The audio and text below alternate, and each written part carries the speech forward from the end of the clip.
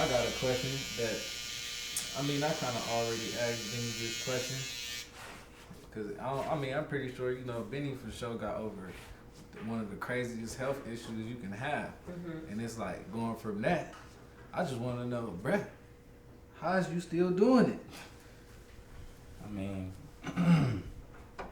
honestly, when I think about it, it was natural. It was just like, it just felt like the right thing to do.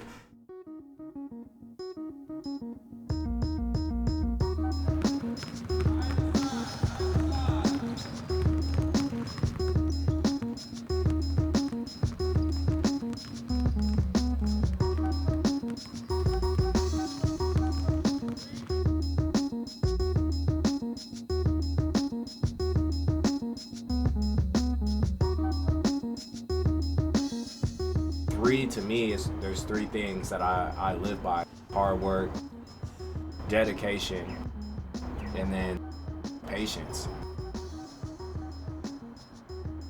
Every day you don't have to worry about what Benny's gonna show up. You know you're gonna get a high intensity guy, high energy guy, and a high productivity guy. I'll never forget one practice. He said, "I'm gonna practice with my shoes untied today."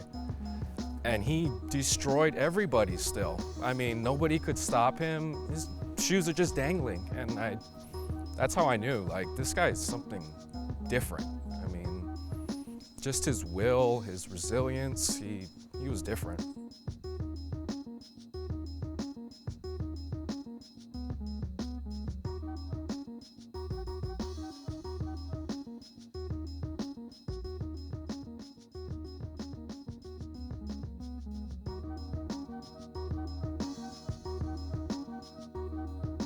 He's always like, "You're so worrisome." He doesn't know how to rest. That's just a quality in him of like, I can be learning more, I can be doing this, or I can, like, it's okay to like pause, it's okay to rest. I told you when we were younger, my brother, basketball. That's my memory of him when I was a baby.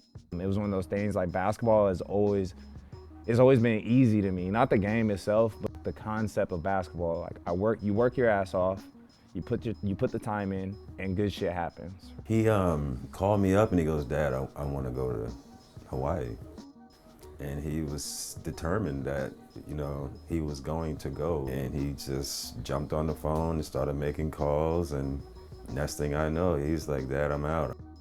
And that's, when I really seen how strong and determined he was to do things. He wanted to go and pursue what he did, and I'm glad he did, because he was able to play in a major event in Hawaii, and it changed a lot of things for him. So yeah, that's my son. Once he's focused on something, that's what he's gonna do.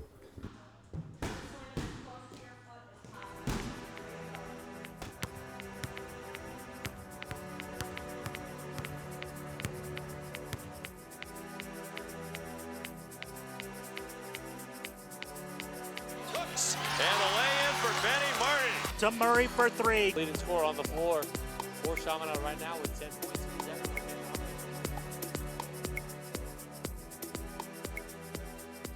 Nobody told him to go there, and he did, and he succeeded. You know what I'm saying? Motherfucker went and was semi-pro or did what he did in Australia. They had billboards about him when he was doing his thing in Australia. You and I can't do that. You see, when the corner house, they be having parties and shit, it'd be 100 cars down the whole street, nowhere to park, and pissing my parents off.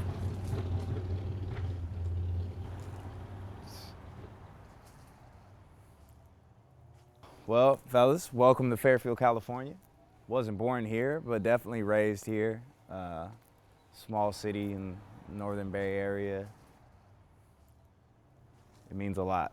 It means a lot, and I'm very blessed to be able, at 31 years old, to just come back and see the place. Not a lot of people can come back to where they grew up at, because things happen. Families move to different cities, different homes, bigger, smaller, whatever it is. But I'm still able to come here and reflect on memories that I had in this place. He's definitely been thrown into the fire several times. It's funny, this talk is kind of just reminding me just how much he's been through. All of a sudden, he just wasn't feeling well. So I looked at it like God brought him home to get him better. I got diagnosed with cancer in April. And I remember the doctor's face. Bro walks in, closes the door, and he's like, looks right at me, and he's like, well, I think we found what's causing the pain. We just couldn't believe it. We just couldn't wrap our heads around it. Cancer? I didn't know what to say. It was a really awkward time because we've never dealt with something like that so close. We've always been very healthy. I knew nothing about what the heck chemo was, you know, other than your hair falls out. So I was doing a really good job. I had like a routine. I was like, this is pretty breezy. And then it just like one day it just started hitting me. Beginning, he was trying to do like a lot of normal things. And then it caught up to him, you know, he got like real sick, real skinny. The complications from the chemo, yeah, it got me put in the hospital. You know you're dying, bro. Like, you know, you know what I mean? Like, I'm looking at my mom and my dad and like, I'm dying, but nobody wants to tell me. When you're going through something challenging, you keep fighting. And you rely on your family. I wish I had 6 more cats like you. You know, even at his downest, you know what I mean? I had to carry this motherfucker in his house. You know, when the chemo hit him, wow, he couldn't even walk. You see what I'm saying? But he didn't tell you that. He still didn't get a frown on his face. I've never seen a time where he felt broken down or maybe sad or he was gonna quit. Maybe he hid that from me, but I never seen it. I seen frustration, but I think sometimes frustration comes from, because I want to be better. Our conversations were always positive. He just has to be strong. We're going to be supportive. I got hospitalized, and then they were like, okay, you're done. Chemo, that was the one thing I do remember a doctor saying, like, he doesn't need any more fucking chemo. How about that? Let's start there. You know, and, you know, he got better and back at it again. I remember that he had got like cleared by the doctors as he was going so hard at like in the practice, and he looked good even from just being cleared. Yeah, I don't think I was cleared then.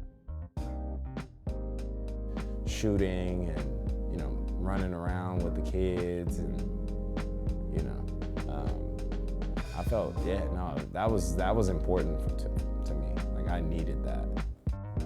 It's inspiring now to think about, but like at that moment in time, it just felt like this is what I'm supposed to do. These are the cards I was dealt. Like, it's time to get back.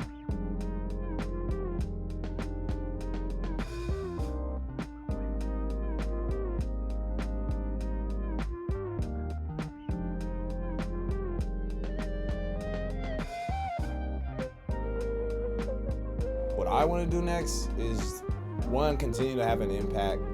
I don't think I'll ever stop that. I don't think I'll ever stop trying to inspire the younger generation, basketball players, simply because I want them to know there's so much opportunity out there because of basketball. I got to travel the world and meet all kinds of great people. So it was like, man, if I just put some elbow grease and just hustle a little bit, I can make this shit happen. Like, people talk about, you know, during chemo and when I was first diagnosed, like, how are you so positive? How were you able to, you know, when my body allowed me to, how were you able to do so much?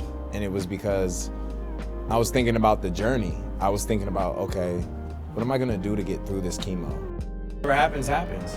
But the one thing, you know, when I turn 50, I'll be able to look back and say, at least I fucking tried. Like, I didn't cower out of the whole situation. I gave it a shot. I go back to what's in my heart.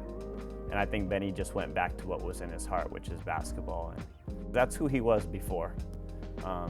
You know, before the worries of money and life got into it, it was just Bennie and basketball, because that's all he really wanted to do, was play the game.